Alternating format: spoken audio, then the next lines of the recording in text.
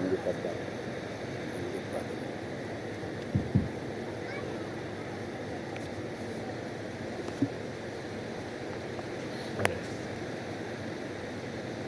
వాక్యాన్ని చదువుకుందాం. చిన్న వాక్యము లూకా సువార్త 24వ అధ్యాయము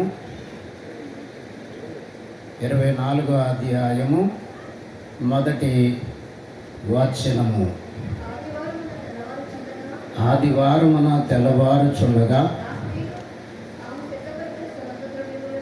ఆ స్త్రీలు తాము సిద్ధపరిచిన సుగంధ ద్రవ్యములను తీసుకొని సమాధి వద్దకు వచ్చి సమాధి ముందర ఉండిన రాయి దొర్లింపబడి ఉండుట చూచి లోపలికి వెళ్ళిరి. చాలే, చిన్న ప్రార్థన చేసుకుందాం. చిన్న ప్రార్థన. పరిశుద్ధుడైన మా తండ్రి, వందనములు, స్తోత్రములు. దేవా, నిన్నటి దినమున ఈ దినం ఉదయ కాలమందు నీ దాసులైన వారిని తోడుకుని వచ్చి వాక్యోపదేశము అందించిన తండ్రి స్తోత్రములు. ఈ సాయంకాలం మందు మరి యొక్క పర్యాయము ప్రభా, దీనుడును అయోగ్యుడును ఎన్నికలేని వాడను కొద్ది సమయము వాక్యము ధ్యానించుటకు నీవు మాకు ఇచ్చిన సమయాన్ని బట్టి నీకు కృతజ్ఞత స్తుతులు స్తోత్రములు. దేవా, నన్ను మరుగుపరిచి మీరు మాట్లాడమని మా మంచి బోధకుడు, రక్షకుడు, పురాణ ప్రియుడైన యేసు స్వామి నామమున వేడుకొనుచున్నాము మా పరమ తండ్రి, ఆమేన్. ప్రభువు వాక్య శక్తితో మిమ్ములను దీవించును గాక, ఆమేన్. ప్రభునందు ప్రియులారా, బైబిలు గ్రంథము అన్ని గ్రంథములలో ఒక్కరిని గూర్చే బాగా వ్రాయబడి ఉంది. ఎవరు అయినా? యేసుక్రీస్తు ప్రభువు. పాత నిబంధన గ్రంథములోనైతే యెహోవా దేవుడని, కొత్త నిబంధనలోనైతే యేసుక్రీస్తు ప్రభువు అని వ్రాయబడి ఉంది. గనుక మనము యేసుక్రీస్తు ప్రభువు అని మనము పిలుస్తాం. గనక యేసుక్రీస్తు, యేసు అనే పేరు మాత్రమే ఆయన పేరు. ఒక బాలుడు పుడతాడు, ఆయనకు యేసు అనే పేరు పెడతారు. అలాగే క్రీస్తు అనే పేరు ఆయనకి పెట్టబడలేదు. క్రీస్తు అనే పేరు కాదు. క్రీస్తు అనే పేరు ఏంటంటే ఆయనకి ఇచ్చిన బిరుదు. ఆయనకిచ్చిన బిరుదు. అనేక మంది భక్తులైన వారు చూస్తే పౌలు గారు, పేతురు గారు, యోహాను గారు వీరు క్రీస్తు యేసు అని పిలిచిరి. యేసు క్రీస్తు అని కూడా పిలిచిరి. గనుక యేసు అనే మాట యేసు ప్రభు వారికున్న పేరు. క్రీస్తు అనే మాట యేసు క్రీస్తు ప్రభువుగా, ఆయన దేవుడుగా, నరుడుగా, అభిషిక్తుడుగా బాప్తీసము తీసుకొని నరుల రక్షణార్థమై సేవ చేయటానికి 30 సంవత్సరములు ఈ లోకములో పనిచేయుటకు గాను ఆయన అభిషిక్తుడు అయినందుకు, అభిషేకింపబడినందుకు ఆయనకు క్రీస్తు అనే పేరు వచ్చింది. గనక క్రీస్తు అయినటువంటి ఆయన యేసు క్రీస్తు అని మనము దేవుని నామమును బట్టి స్తుతిస్తూ ప్రార్థన చేస్తూ ఉన్నాం. గనక ఈ యొక్క పునరుద్ధాన దినములలో మనం ఇప్పుడే ఈ కొద్ది దినాల్లో పునరుద్ధానమని మనము తలంచుతూ ఉన్నాం. ఈ పునరుద్ధానము జరిగి 100 సంవత్సరాలు అయింది. ఇంకా ఇప్పుడు మనం ఈ పునరుద్ధాన్ని జ్ఞాపకం చేసుకుంటున్నాం. జ్ఞాపకం చేసుకుంటూనే ఉండాలి. యేసు క్రీస్తు ప్రభు యొక్క పునరుద్ధానము సంఘమునకు పునాది. ఏమైంది? యేసు క్రీస్తు ప్రభు యొక్క పునరుద్ధానము సంగమునకు పునాది అయ్యింది గనక క్రైస్తవులమైన మనము, యేసుక్రీస్తు రక్షకుడుగా అంగీకరించిన మనము, యేసుక్రీస్తు ప్రభువారి యొక్క పునరుద్ధానము మనకి ఎంతవరకు అర్థమవుతుందో, మనకి ఎంతవరకు అర్థమయ్యిందో, మనకి ఎంతవరకు అర్థం కానుందో కూడా మనమే ప్రశ్న వేసుకోవాలి. ఇలాగున చూస్తే దేవుని వాక్యములో ఈ యొక్క పునరుద్ధానము అనగా నిన్నటి దినమందు, శనివారం దినమందు, మరి యూదులకు సబ్బతు దినం, ఆదివారము తెల్లవారుజామున, మరి ఇది సెలవు దినము, పునరుద్ధాన దినం.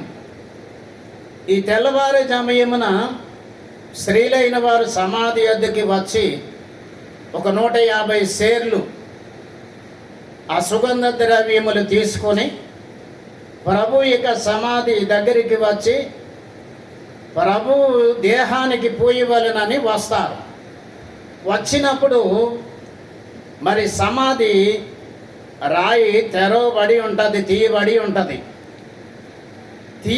తెరవబడి ఉన్నటువంటి సమాధి దగ్గరికి వచ్చేసరికి ఇరువురు దేవదూతలు మీరు ఎవరిని వెతుకుచున్నారని వారిని అడిగినప్పుడు వారు నజరేయుడైన యేసుని వెతుకుచున్నామని వారు ప్రత్యుత్తరం ఇచ్చినప్పుడు ఆయన లేచి ఉన్నాడు, ఆయన మిమ్ములను గలిలయలో కలుసుకుంటాడు, మీరు అక్కడ ఆయన చూతారని దేవదూతలు తెలియచేసిరి. గనక ప్రభు యొక్క సమాధిలో ఉన్నటువంటి సమయము, వారు ఎంత సమయం ఈ సుగంధ ద్రవ్యములు పుయ్యాలి, ఎంత టైములో అంటే సుమారుగా 36 గంటల్లో ఈ సుగంధ ద్రవ్యములు తీసుకెళ్ళి ఆ యొక్క శవానికి బాడీకి పుయ్యాలి. అంత సమయములు గనక పుయ్యకపోతే ఈ యొక్క శరీరము పాడైపోద్ది. అలా పాడు కాకుండా ఉండటానికి శరీరానికి ఈ 36 గంటల సమయములో లోపలే వెళ్ళి సమయానికి ఈ సుగంధ ద్రవ్యములు పుయ్యాలి. గనక అలాగున పుయ్యటానికి ఈ స్త్రీలైన వారు సమాధి దగ్గరికి వచ్చిరి. యోహాను సువార్త 20వ అధ్యాయము మొదటి వచనము. యోహాను సువార్త 20వ అధ్యాయము మొదటి వచనం. ఆదివారమున ఇంకనూ చీకటిగా ఉన్నప్పుడు మగ్దలేని మరియ పెందలకడ సమాధి ఎద్దుకు వచ్చి సమాధి మీద ఉండిన రాయి తీయబడి ఉండట చూచి చాలండి. ఈ యొక్క సమాధికి దొర్లింపబడినటువంటి రాయి, దీని బరువు 1500 కిలోలు. ఈ 1500 కిలోలు బరువైన ఈ రాయి యేసు ప్రభువుని సమాధి చేసి సమాధికి దొర్లించి వెళ్ళిపోయింది. ఒక వ్యక్తి తెలియచేస్తున్నాడు ఏంటంటే, గనక యేసు ప్రభు ఎలా సమాధి నుంచి లేచి వచ్చాడు, యేసు ప్రభు సమాధి నుంచి ఎలా లేస్తాడు, ఎలా లేచి ఉంటాడు అనే దాని మీద 32 సంవత్సరాలు రీసెర్చ్ చేశాడు. ఈ 32 సంవత్సరాలు ఎలా రీసెర్చ్ చేశాడంటే, ఇక అనేక సమాధులు ఉన్నాయి కదా, ఈ ఒక్క సమాధి ఎందుకు తెరవబడాలి, ఈ ఒక్క సమాధి రాయి ఎందుకు తీయబడాలి అని తాను ఆ రీసెర్చ్ చేసినటువంటి వ్యక్తి ఎవరంటే, ఒక రాష్ట్రానికి సుప్రీంకోర్టులో ఒక పెద్ద ఆయన లాయరుగా లోక జ్ఞానం తెలిసిన వాడు, గనక పరిస్థితులు బాగా అర్థం చేసుకునగలిగిన వాడు. అలాగే చూస్తే ఇతడు బాగా మరి జరుగుతున్న సంగతులన్నీ కూడా వార్తాపత్రికలు, మీడియా బాగా విషయాలు తెలిసినవాడు. ఇతడు 32 సంవత్సరాలు యేసుక్రీస్తు ప్రభు సమాధి ఒక్కటే తెరవబడింది, ఎందుకు మిగతా సమాధులు తెరవబడలేదా అని దాని మీద అన్ని సంవత్సరాలు రీసెర్చ్ చేసినప్పుడు ఏమి గ్రహించిందంటే, అలాగా ప్రభు ఒక్క సమాధి తెరవబడ్డ కారణం ఏంటంటే, ఆ యొక్క ఒలీవల కొండ పక్కన ఒక తోట ఉంది. ఆ తోటలో యేసు ప్రభు యొక్క సమాధి ఒక్కటే ఉంది, ఇంకా సమాధి లేవు. ఇక సమాధి లేవు, అక్కడ ఉండేది ఒకటే సమాధి. ఆ ఒక్క సమాధి తెరవబడింది గనక ఇలాగ యేసు ప్రభు లేచాడా లేదా అనుకునే వారికి బాగా మరి తెలుసుకోవడానికి ప్రయత్నం చేస్తే అలాగ 32 సంవత్సరాలు ప్రయత్నం చేయగా యేసు ప్రభు నిజంగా సమాధిలో నుంచి లేచి వచ్చాడని ఒప్పుకున్నాడు అతను. బలో యేసు మహారాజుకు. ఏం చేశాడు? 32 సంవత్సరాల తర్వాత యేసు ప్రభు సమాధి నుండి లేచాడు అని ఆయన తెలుసుకొని దేవునికి సాక్షిగా ఉండిపోయాడు. ఈ బలమైనటువంటి రాయి మరి ఇక 1600 కిలోలు బరువున్న ఈ రాయి ఎవరు దొర్లిస్తారు? స్త్రీలు, బలహీనులు. వారు వస్తారు, వారు సమాధి చూడడానికి వస్తారు, ప్రభువుని చూడడానికి వస్తారని దేవుడు తన చిత్తాన్ని నెరవేర్చడానికి, ఆయన సజీవుడైన దేవుడిని చెప్పడానికి ఆ రాయి ఎంతమంది కాపులున్నా కానీ, ఎంతమంది ముద్ర వేసినా కానీ దేవుడు సజీవుడు గనక అనిపించుకోవడానికి, రుజువుపరచడానికి ఆయన మరి ఆ దేవదూతలు వచ్చి రాయి దొర్లించి దాని మీద కూర్చుండగా వారు వచ్చి స్త్రీలైన వారు చూశారు. ఆ చూస్తూ ఉండగా వచ్చినటువంటి సమాచారము ఆ స్త్రీలకు మొట్టమొదటిగా దేవదూత చెప్పాలి. ఏమని? మీరు ఎవరిని వెతుకుతున్నారు? గనక ఎవరిని వెతుకుతున్నాం? కొన్నిసార్లు మనుషులైన మనం కూడా కొన్ని తెలిసి కూడా వెతుకుతాం. గనక కరెక్ట్గా వెతికితే ఆ వెతికింది ఏంటో మనకు కనపడుతుంది. కరెక్ట్గా వెతకపోతే గనక అది ఎక్కడ పెట్టినా మనకే దొరకదు. అలాంటి అవగాహన లేనటువంటి మరి వెతుకులాట్లు మనం ఇప్పటికీ వెతుకులాట్లోనే ఉన్నాం. అలాగే వారు అక్కడికి సమాధి దగ్గరికి వెళ్ళినప్పుడు ఆ దేవదూత చెప్పగా మాటలు తిరిగి వచ్చి తక్కిన శిష్యులైన వారికి చెప్పడానికి ప్రయత్నం చేసినప్పుడు వారు ఏమంటున్నారంటే, యూదులైనటువంటి వారిలో ఒక ఆచారం ఉంది. ఏంటి అంటే, యూదుల్లో ఉన్నటువంటి స్త్రీలను 2 విషయాల్లో వారు నమ్మరు. 2 విషయాలు. ఒకటి ఏంటంటే, ఈ స్త్రీలైన వారు ఏమైనా మంచి వార్త చెప్పినా గనక, ఏదైనా చెప్పినా కానీ స్త్రీలు చెప్పిన మాట నమ్మరు. ఒకటి. రెండవది, వారిని ఎక్కడైనా కోర్టుల్లో కానీ ఎక్కడైనా 2 మధ్య 3 మధ్య సాక్ష్యముగా మాత్రం స్త్రీలని పెట్టుకోరు. ఎందుకంటే వారిని మొదటి నుంచి కూడా స్త్రీలైన వారిని చిన్నచూపు చూస్తూనే ఉంటారు. ఇది యూదుల్లో ఉన్నటువంటి ఒక రకమైనటువంటి అన్కండిషనల్ లక్షణం అని చెప్పవచ్చు. అలాగా ఈ స్త్రీలైన వారు సమాధి దగ్గరికి వెళ్ళాం, ప్రభువు లేచారు, నాకు దూతలు చెప్పారు అని వారు తిరిగి వచ్చి శిష్యులకు చెబితే, శిష్యులైన వారు 33.5 సంవత్సరములు గనక మరి ప్రభుతో తిరగకపోయినా పైన 3 సంవత్సరాలు మాత్రం తిరిగారు. అద్భుతాలు చేయగా తిరిగారు, ఆశ్చర్యకార్యములు చేయగా చూశారు. అంత చూసినా అంత విన్నా కానీ ప్రభు లేచారంటే వీరెందుకు నమ్మడం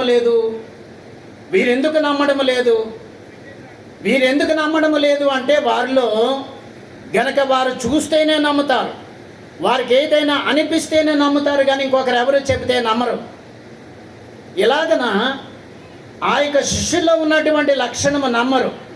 గనక ఇలాగ చెప్పుతూ ఉన్నప్పుడు వారికి నమ్మకము తోయిక పరిగెత్తుకుని వెళ్ళి సమాధిని చూస్తారు. పరిగెత్తుకుని వెళ్ళి సమాధిని చూసినప్పుడు గనక మొదట బాగా స్పీడ్గా పేతురు గారు పరిగెడతారు. తర్వాత యోహాను గారు చిన్నవాడు గనక నిదానంగా, యాకోబు తర్వాత కొంచెం పెద్దవాడు గనక కొంచెం మధ్యలో. గనక మొట్టమొదటిగా పరిగెత్తింది యాకోబు గారు. సమాధి దగ్గరికి వెళ్ళి నిలబడ్డాడు కానీ లోపలికి వెళ్ళలేదు. అయినా ఇంకా అనుమానము తీరట్లేదు, ఇంకా అనుమానము వదిలిపెట్టట్లేదు. కాబట్టి ఈ శిష్యులైన వారికి ఎన్ని అద్భుతాలు చేసినా కానీ ప్రభువుని నమ్మాలి, ప్రభువుని విశ్వసించాలి, ప్రభువుని వెంబడించాలని కొంతవరకు అవగాహన ఉన్నా కానీ వారికి పూర్తిగా చూస్తేనే కానీ నమ్మమనేటువంటి లక్షణాలు ఉన్నాయి. చాలామంది మనలో కూడా అలాంటి తత్వము కలిగిన వారే ఉన్నారని మనం గ్రహించాలి. ఎందుచేతనంటే మరి బాగా గ్రహించినప్పుడు పౌలు గారు తెలియచేస్తారు ఏమని, మనకి క్రీస్తు ప్రభువే మనకి పునాది అని, ఈ యొక్క పునరుత్థానమే మనకి పునాది అని తెలియజేసిరి. గనక ఒక వాక్య భాగము చదువుదాం. రోమాపత్రిక మొదటి అధ్యాయం 4-5 వచనాలు. రోమాపత్రిక మొదటి అధ్యాయం 4-5 వచనాల్లో చూస్తే ఇలాగున వ్రాయబడి ఉన్నది.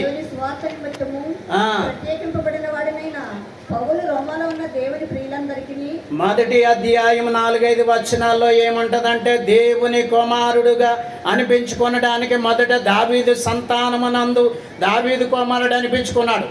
యేసుక్రీస్తు పునరుద్ధానము నుండి లేచినప్పుడు దేవుని కుమారుడు అనిపించుకున్నాడు.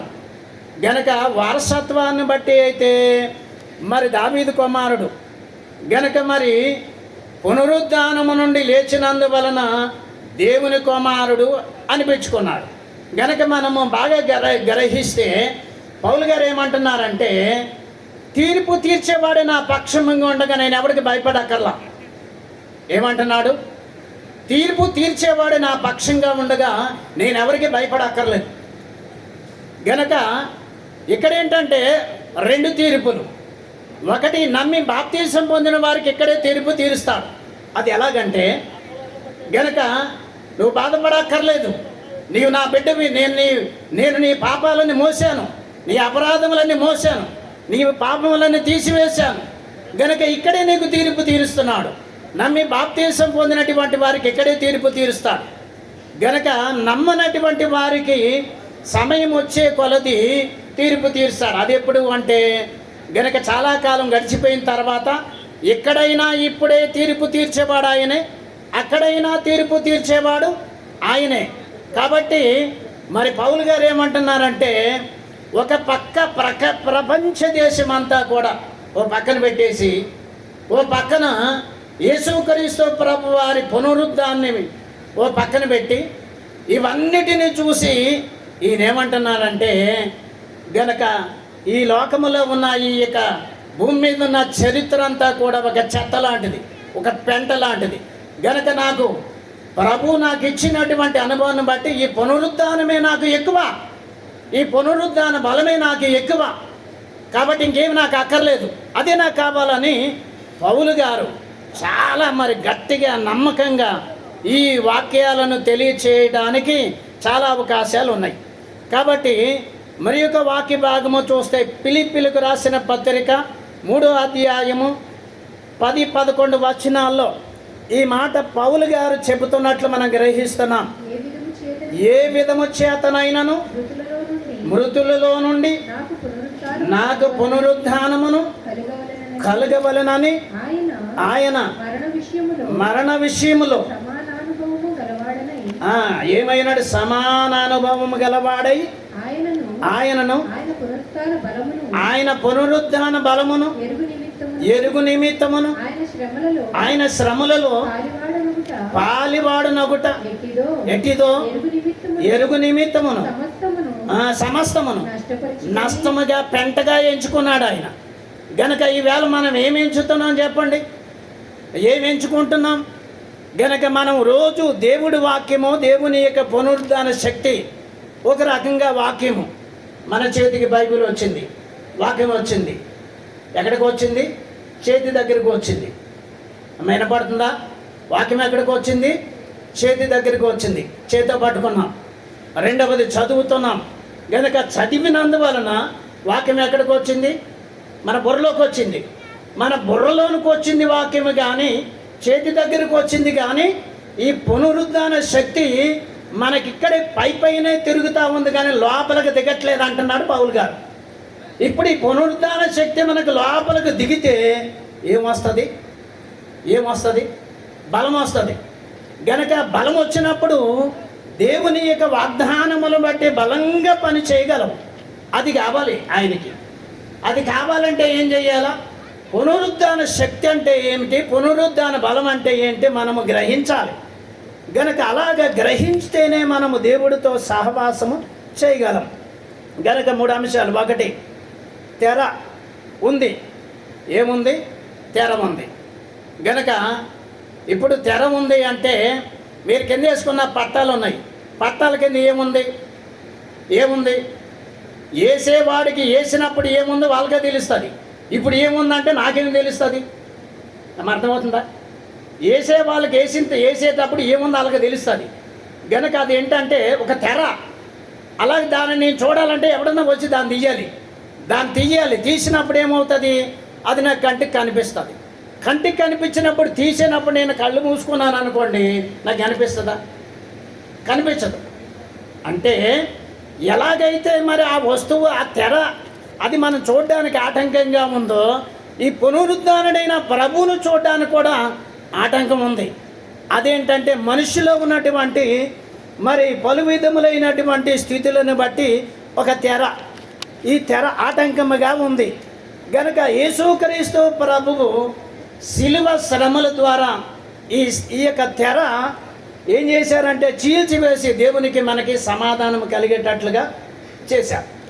రెండవది వెలిగింపు లేదు. వెలిగింపు కావాలి అంటే ఆ జరిగే సంగతులు ఏంటో నేను చూడాలి కదా. ఆ జరిగే సంగతులు నేను చూస్తే నాకు అర్థమవుతుంది, నాకు వెలిగింపు వస్తుంది. ఎవరో చూస్తే వెలిగింపు ఎందుకు వస్తుంది? రాదు. అలాగే దేవుడు వాక్యం ఎవరు బాగా గ్రహిస్తారో, దేవుని యొక్క పునరుద్ధానం ఎవరు బాగా గ్రహిస్తారో వారు వెలిగింపబడాలనేది ఆయన ఉద్దేశం. గనుక మూడవదిగా ఈ వెలిగించడమే కాకుండా మనము ఆ వెలుగు గ్రహింపులోనికి తెచ్చుకున్నప్పుడు గ్రహింపు రావాలి. ఈ మూడు కూడా ఇప్పుడు నమ్మినటువంటి వారికి, ఇంతకుముందు నమ్మినటువంటి వారికి చాలా వరకు ఇవి లేవు అని మనం గ్రహించాలి. ఒకటి, సమాధి తెరిచాడు. రెండు, ఎమ్మాయి గ్రామానికి వెళ్ళేటప్పుడు వారి కళ్ళు తెరిచాడు. మూడవది, వారి మనసులను తెరిచాడు. ఏం తెరిచాడు? వారి మనసులను తెరిచాడు. గనుక వారి మనసులను తెరిస్తే ఇక మరి పరిశుద్ధాత్మ దేవుని యొక్క పని చాలా బాగుంటుంది. కాబట్టి ఇది పౌలు గారు ఏం చేశారంటే, ఈ నాకు పునరుద్ధాన శక్తి వలన కలిగినటువంటి అనుభవాలు 3 అని చెప్తున్నాడు. ఒకటి ఏంటంటే లూకాసు వార్త 24వ అధ్యాయములో గనక మరి 46వ వచనము చూస్తే వారి మనసు, 45వ వచనము, వారి మనస్సు తెరచి క్రీస్తు శ్రమ పడిన 3వ దినమున మృతుల్లో నుండి లేచిననియు యెరూషలేము మొదలుకొని సమస్త జనములలో ఆయన పేరట మారు మనస్సు పొంది పాప క్షమాపణయు ప్రకటింపబడిననియు వ్రాయబడి ఉన్నది. ఇక్కడ పౌలు గారు ఏం చేస్తున్నారంటే, ఎప్పుడు ఇక పునరుద్ధానమైనటువంటి శక్తి ఈ పౌలు గారికి వస్తుందో, వచ్చినప్పుడు ఏం చేస్తున్నాడంటే, ఒకటి సమాధి తెరిచిన ప్రభు నీ కళ్ళు తెరుస్తాడు. కళ్ళు తెరిచిన ప్రభు నీ మనసును తెరుస్తాడు. ఇప్పుడు మనసును తెరిచినటువంటి దేవుడు ఇప్పుడు మనిషి ఏం చేయాలి అంటే ప్రకటించాలి. ఎలా ప్రకటించాలి? గనక ఆయన పునరుద్ధానుడు అయ్యున్నాడని సంపూర్ణంగా ప్రకటించాలి. ప్రకటించాలంటే ఏం కావాలి?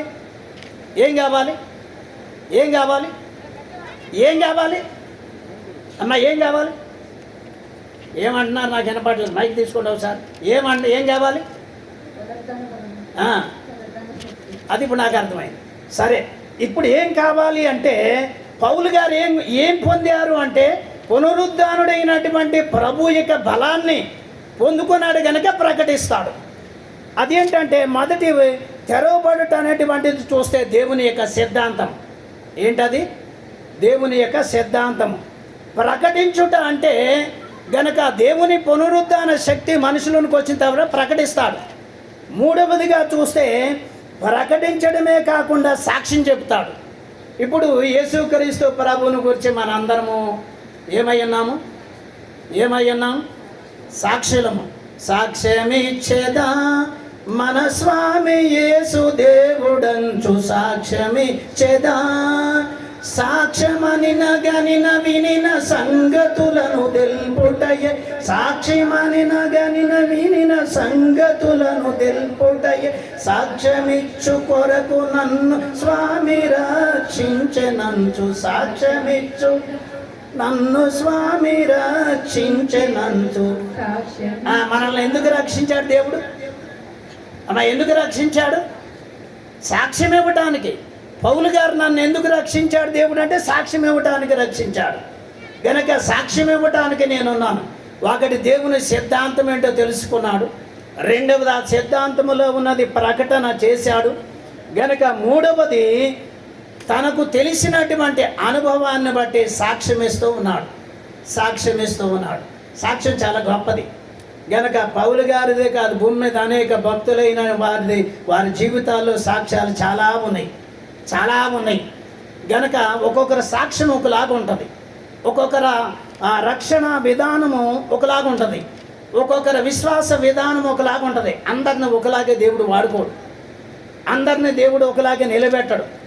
అందరినీ దేవుడు ఒకలాగే దర్శించడు. ఎప్పుడు ఎవరిని దర్శించాలో, ఎప్పుడు ఎవరితో మాట్లాడాలో, ఎప్పుడు ఎవరితో ఏం పని చేయించుకోవాలో ఆయా సందర్భములలో అలాగ పనిచేస్తాడు దేవుడు. కనుక మనందరము కూడా ఎవరంటే పునరుద్ధానమును గూర్చినటువంటి సాక్ష్యమునకు మనందరము సాక్షులమే. మరి మన సాక్ష్యం ఎంతవరకు చెప్పండి అమ్మా? సాక్ష్యం ఎంతవరకు? పునరుద్ధానుడైనటువంటి ప్రభు శక్తి మన చేతుల్లోనికి బైబిల్ వచ్చింది. బైబిల్ ఇక్కడే ఉంది. అలాగే మరి మనసులోనికి ఏమి రాలేదు, మన తల్లోనే ఉన్నాయి అన్ని క్వశ్చన్ మార్కులు. యేసుప్రభు వచ్చాడు, సిలువేయబడ్డాడు, చనిపోయాడు, తిరిగి లేచాడు, గనక మరలా వస్తాడు. ఇక్కడిక్కడే తిరుగుతామని. అక్కడ తిరిగే పని కాదు. ఎక్కడ దిగాలి? మన లోపలికి మనసులోనికి దిగాలి. మనసులోనికి దిగితే పని అయిపోద్ది. మనసులోనికి, హృదయంలోనికి దిగితే పని అవుతుంది. గనక బయట తిరిగితే బయట ఆలోచించుకుంటే ఏం పని అవుతుంది? గనక ఏమీ పని అవ్వదు. నన్ను ఫలించు ప్రభు, నన్ను ఫలింపు చేయి. ఇంకా 50 సంవత్సరాలు వచ్చి ఇంకేం ఫలింతాం? 60 సంవత్సరాలు వచ్చిన ఇంకేం ఫలింతారు చెప్పండి? ఫలించడం అంటే అది కాదు, పౌలు గారు చెప్తున్నాడు.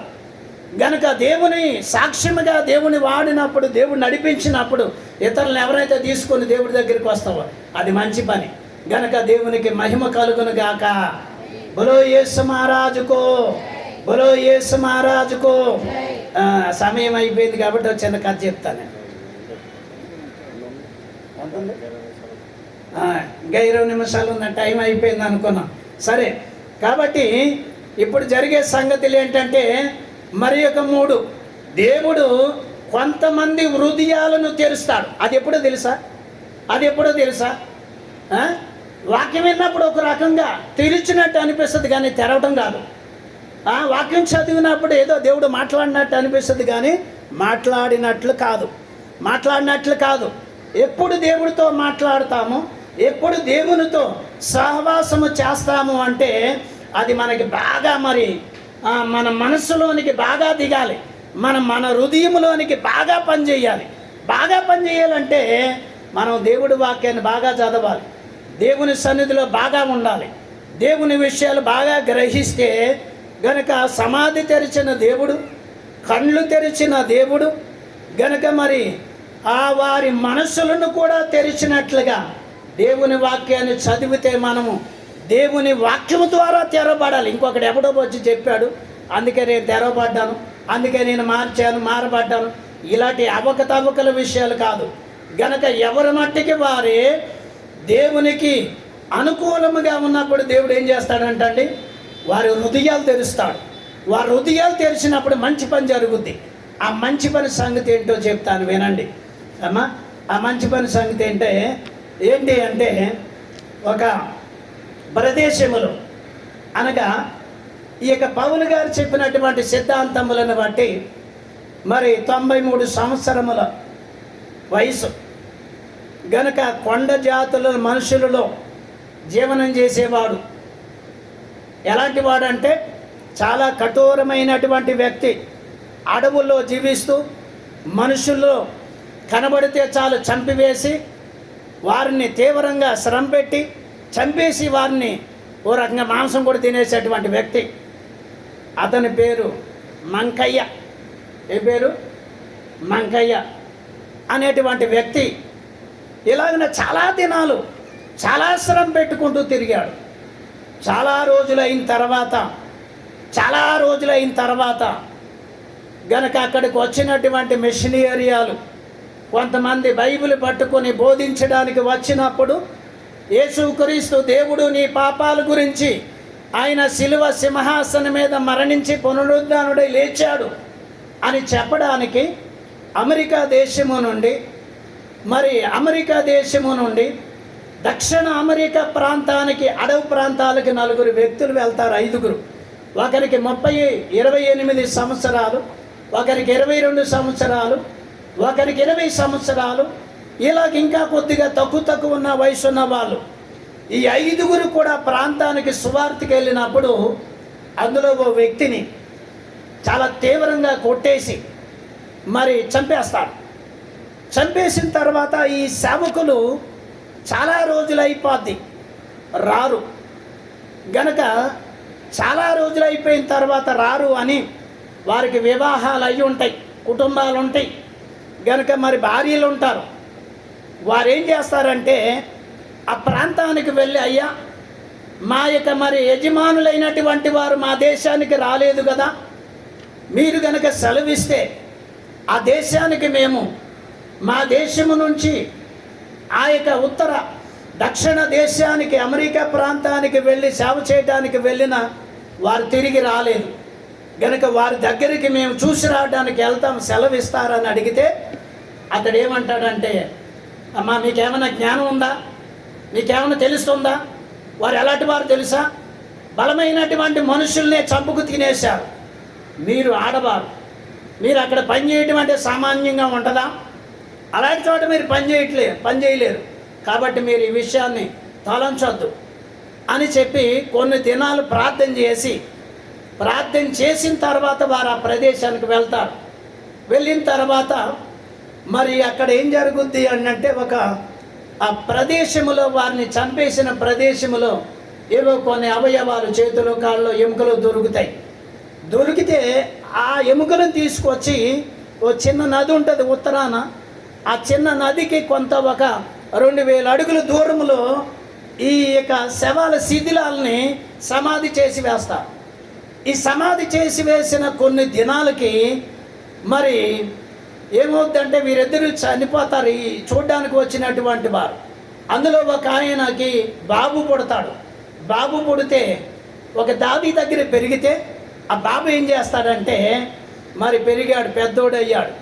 గనక ఇంతకు ముందర మంకయ్య అనే అతను ఎవరు అంటే చాలా వరకు పనులు చేశాడు, కొన్ని ప్రభుత్వ ఉద్యోగరీత్యా పైలట్గా పనిచేశాడు హెలికాప్టర్లో. గనక మరి కారణమేమో తెలియదు, ఆ వృత్తి మానేసి దీంట్లో దిగాడు.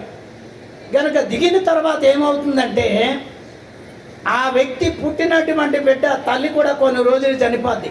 ఒక పెద్ద మామగారు ఆ బాబుని పెంచితే ఆ బాబుకి 8 సంవత్సరాలు వచ్చిన తర్వాత, మామ నేను మా నాన్నని చంపినటువంటి ఆ ప్రదేశానికి నన్ను పంపించు, మా నాన్న సమాధి చూసి వస్తానని ఆ 8 సంవత్సరాల అబ్బాయి చెప్తాడు.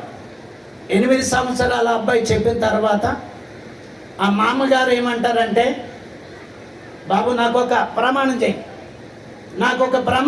ఏంటి ఆ ప్రమాణం అంటే, అక్కడికి వెళ్తానంటున్నావు కాబట్టి మీ నాన్నని ఎవరు చంపారో అడగకూడదు, మీ నాన్న ఎలా చచ్చిపోయాడో అడగకూడదు, అలా అడగకుండా ఉంటానంటే ఆ ప్రదేశానికి వెళ్ళు అని చెప్పి ఇలా ప్రమాణం చేసుకొని ఈ వృద్ధులు ఆ బిడ్డను తీసుకెళ్ళి అక్కడికి వదిలేస్తుంది.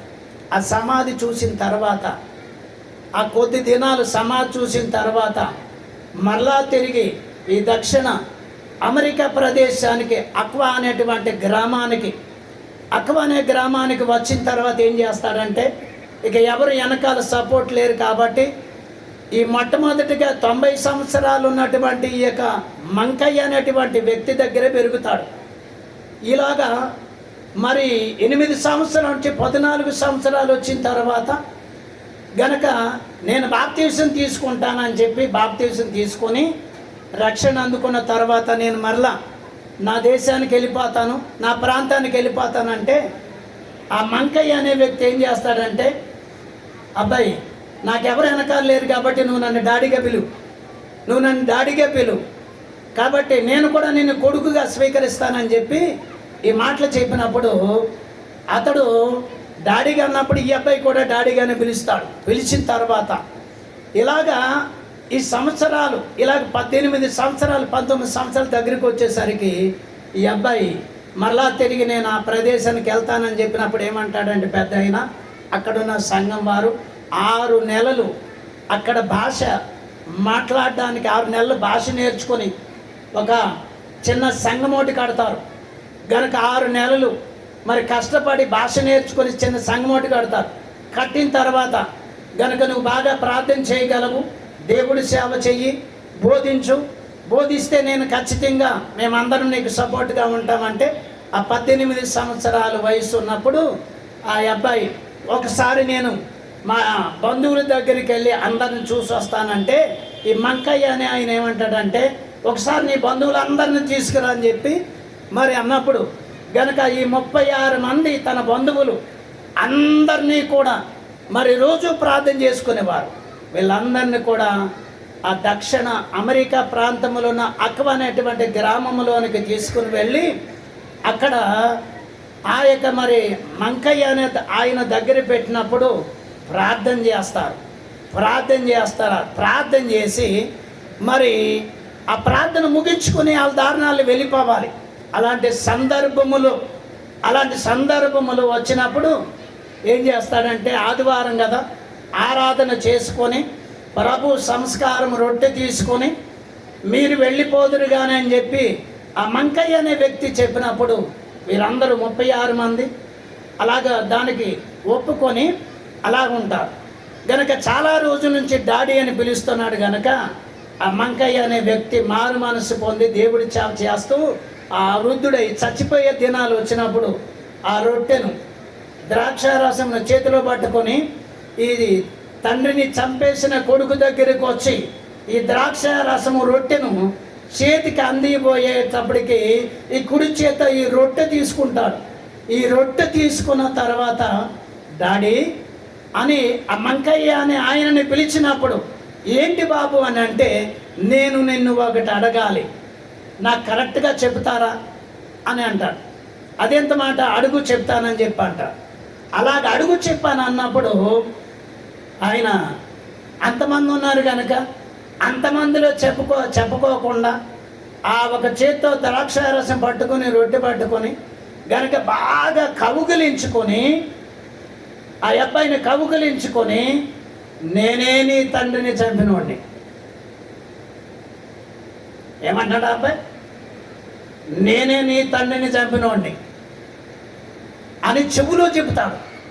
చెవులో చెప్పినప్పుడు గనక ఈ అబ్బాయి యవనస్తుడు కదా, 20 సంవత్సరాల లోపే ఉంటాయి కదా, ఈ ముసలి అతన్ని ఏమనుండొచ్చు అనుకుంటారు, ఏమనుండవచ్చు గనక తనలో తాను ఏమనుకుని ఉండవచ్చు.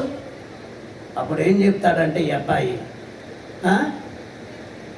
ఏం చెప్తాడంటే డాడీ నేను బాప్తీసం తీసుకున్నప్పుడు పునరుద్ధానుడైన ప్రభువు నాలోనికి వచ్చారు కనుక నేను నిన్ను క్షమిస్తున్నానని ఆ మాట చెప్పినప్పుడు చాలా సంతోషం ఎక్కువైపోయి సంతోషం. ఈవేళ పునరుద్ధానుడైన ప్రభువుని వెంబడిస్తున్న నీవు క్షమించగలిగిన తత్వం ఉందా, క్షమించగలిగిన జ్ఞానం ఉందా, క్షమించగలిగినటువంటి మనస్తత్వం ఉందా? గనుక నేనేమంటున్నానంటే పౌలు గారు చెప్పినట్లుగా పునరుద్ధానము వాక్యము వాగ్దానాలు అన్నీ చేతి వరకు తల వరకే కానీ హృదయములోనికి పూర్తిగా దిగలేదు. దిగి ఉంటే ఇలాగ ఉండే అవకాశం మీకు ఉండదు. దిగింది వాక్యం, పునరుద్ధానుడైన ప్రభువుని గనక నా సొంత రక్షకుడు, నాకు ఇదేమి వద్దు, ఈ లోకములో నా ఆస్తి ఏమొద్దు, నాకు యేసు ప్రభువే కావాలి, పునరుద్ధానమే కావాలి అని కోరుకునే వారు ఎంతమంది ఉంటారు చెప్పండి? జల్లిడి బట్టి జల్లిస్తే అందులో చాలామంది జారిపోయే లక్షణాలు కనపడుతున్నాయి. పేరుకు మాత్రం దేవుణ్ణి నమ్మొద్దు, లాభం కోసం దేవుణ్ణి నమ్మొద్దు. కానీ కుటుంబాన్ని రక్షించుకోవడానికి దేవుణ్ణి నమ్మాలి. అంతటి గొప్ప దేవుడు, అంతటి గొప్ప రక్షకుడైనటువంటి ప్రభువు గనక పునరుద్ధానము మన హృదయములోనికి రాకపోతే, ఆ పునరుద్ధానము బలము మనకి రాకపోతే, ఆ బలం పనిచేయాలంటే పరిశుద్ధాత్మ పనిచేయాలి. మనకి బలం ఉన్నా కానీ ఆ బలం పనిచేయాలంటే పరిశుద్ధాత్మ పనిచేయాలి. ఆ బలము ఈ బలము కాబట్టి పరిశుద్ధాత్ముడు వచ్చినప్పుడు మనకి ఏం చేస్తాడంటే శక్తితో నిలుపుతాడు గనక బలం వస్తుంది. పునరుద్ధానం అంతే, అక్కడే పునరుద్ధానమే. నీ వరకే పునరుద్ధానం, నీ ఆలోచన వరకే పునరుద్ధానం, నీ జీవితం బాగుపాటు కొరకే పునరుద్ధానం. గనక ఎవరికి ఉపయోగం పునరుద్ధానం వలన? పౌలు గారి వలన ఎంతమందికి ఉపయోగమైంది పునరుద్ధానము? ఎంతమంది ప్రభువును చూసి పునరుద్ధాన శక్తిని గనక వారు ఆగకుండా చాటించారు, ప్రార్థించారు, సాక్ష్యము చెబుతూ జీవించారు. ఎంత గొప్ప ధన్యత! కడుపులో నీళ్లు కదలకుండా కూర్చొని పునరుద్ధానుడయ్యే ప్రభా, పునరుద్ధానుడిపోయి నా భాషలో చెప్పాలంటే మనకి చిగ్గు రావాలి. అవునా కదా? మరి మీరంటే బాధపడతారని నన్ను కూడా కనిపించుకున్నాం. అసలు ఎందుకు దేవుడి దగ్గరికి రావాలి చెప్పండి? అసలు దేవుడి వాక్యం ఎంత గంభీరంగా, సంకలు కొట్టుకుంటూ చదివేవారు, సంకలు కొట్టుకుంటా ప్రార్థన చేసేవారు. ఈ పునరుద్ధాన బలం అంటే ఏంటో తెలుసా? పునరుద్ధాన బలం లేకపోతే దేవుడి దగ్గరకు రావడం కంటే ఇంటికాడ ఉండటమే మంచిది అని పౌలు గారు ఈ కొరింథీలో ఉన్న సంఘానికి, అనగా 1 కొరింథీ పత్రిక 15 అధ్యాయం అంతా కూడా ప్రభు ఏమై ఉన్నారు, ప్రభు ఎలా ఉంటారు, ఎప్పుడెప్పుడు ఎవరికి కనిపించారు 15 అధ్యాయములు గనక మరి చూస్తాం మనం. ఒక్కొక్కరికి ఒకసారి కనిపించారు. 500 మందికి ఒకసారి కనిపించారు, 12 మందికి ఒకసారి కనిపించారు. ఒక యాకోబు గారికి మాత్రం ఒక్కసారి కనిపించారు. ఎందుకంటే యాకోబు గారు నమ్మరు, యేసు ప్రభు నమ్మడు. ఎందుకు నమ్మడు తెలుసా? ఎందుకు నమ్మడంటే యేసు ప్రభు దేవుని కుమారుడు, దేవుడు పంపించాడు నమ్మడు. ఎందుచేతంటే యేసేపు మరియమ్మలకి యేసు ప్రభు తర్వాత 4 పుట్టారు. 2 స్త్రీలు, 2 కుమారులు. వాళ్ళు ఎవరంటే యాకోబు ఒకడు, యూదా ఒకడు. వారి పేర్లు హిస్టరీలో రాయబడలేదు, స్త్రీల పేర్లు. కాబట్టి ఈ యాకోబు దేవుడు యేసు ప్రభు అంటే నమ్మడు గనక 5 రొట్టెలు 2 చేపలు ఇలాగ ఎక్కడ యేసు ప్రభు ఉంటే అక్కడికి వెళ్ళాడు, కానీ యేసు ప్రభు అంటే ఎవరు నమ్మలేదు. పునరుద్ధరణ అయిన తర్వాత గనక అడవుల్లోకి వెళ్ళిపోయి ఎక్కడో బీట్లో చాల్లో అడవుల్లో ఉన్నప్పుడు యేసు ప్రభు వారు ఒక్కరే ఉన్నప్పుడే యాకోబుతో మాట్లాడారు. 15 అధ్యాయం 6, 7, 8, 9 వచనాలు ఈ సంగతులు ఉంటాయి. గనక యేసు ప్రభు యాకోబుతో ఒక్కసారి మాట్లాడారు. ఆ ఒక్కసారి మాట్లాడిన తర్వాత కొన్ని దినాల తర్వాత యేసు ప్రభు పునరుద్ధానానికి సాక్షి అయ్యాడు. గనక బహిరంగంగానే పనులు చేశాడు, కానీ అంతరంగంగా ఎప్పుడు దేవుడని ఒప్పుకోలేదు. గనక మరి సువార్తలో చూస్తే అపోస్తల కార్యములు 1 అధ్యాయములో గనక మరి 12 మంది శిష్యులు అలాగా మేడగదిలో ఉన్నప్పుడు అక్కడ కూటానికి 120 మంది కూటానికి నాయకత్వం వహించింది ఎవరంటే యాకోబే. ఆ చీట్లు వేసేటప్పుడు ఉన్నవాడు యాకోబే. గనక చిట్ట చివరికి ఈ 15 అధ్యాయంలోకి వచ్చేసరికి దేవుణ్ణి తెలుసుకున్నాడు. కనుక ఆయన దేవుని కుమారుడు ఆయన. అందుకే ఒకసారి శిష్యుల్లో తగాదు వచ్చినప్పుడు ఏం చెప్తారంటే, ఆ లేని మాటలు చెప్పినప్పుడు పేతురు గారు పెద్దవాడు ఉన్నాడు, ఇంకా పెద్దవాడు ఉండగా ఆయన ఏం చెప్తాడంటే యాకోబు గారు, మీరు ఆగండి, మీరు అలా మాట్లాడతారేంటి? నేను యేసు ప్రభువుని చూశాను, అదేం చూశారో అదే చెప్పండి, కానీ లేనిపోయిందంతా చెప్తారేంటి అని అలాగా కేకలు పెట్టి వారిని గద్దించి మాట్లాడాడు యాకోబు. అలా దేవుడని తెలుసుకున్న తర్వాత ఆయన కూడా గొప్ప సువార్థికుడయ్యారు. మరి పునరుద్ధానుడైన ప్రభు మీలో ఉన్నాడా, మీ బయట ఉన్నాడా, లోపల ఉన్నాడా? లోపల ఉంటే ఏం జరుగుతుంది, బయట ఉంటే ఏం జరగబోతుంది ఆలోచించుకోండి, ప్రార్థన చేయండి. పునరుద్ధానుడైన ప్రభువు మీ అంతరంగములో ఉండి గొప్ప పని జరిగించుకొనును గాక. ఆమేన్. పరిశుద్ధుడైన తండ్రి, ఈ కొద్ది మాటలు దీవించి ఆశీర్వాద హృదయంలో భద్రపరచమని యేసు స్వామి నామమును అడిగి వేడుకొనుచున్నాం పరమ తండ్రి. ఆమేన్. మరి ఇట్టి సమయం ఇచ్చిన అత్యర్థ దేవునికి కృతజ్ఞత స్తుతులు. అలాగే మరి రెవరెండ్ విజయరత్నయ్య గారికి, మరి అమ్మగారికి, వారి బిడ్డలకు, కుటుంబానికి, సంఘానికి, పెద్దలకి, అలాగే మరి మా వర్కింగ్ కమిటీ అయ్యగారులు అందరికీ కూడా మరణాత బలో యేసు మహారాజుకు.